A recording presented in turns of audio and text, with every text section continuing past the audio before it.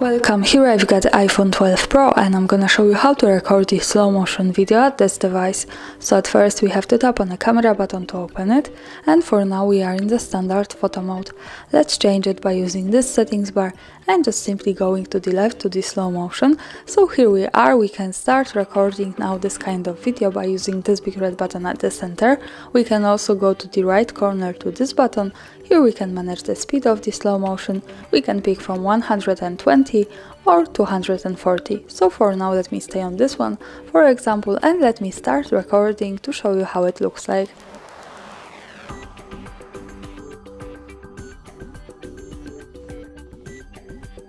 Now let's stop by tapping again on this button, and let's move here to the left corner at the bottom. When we pick this one, we get quick access to the gallery and we can see our slow motion video. And this is how it looks like here. Thanks for watching, subscribe our channel and leave the thumbs up.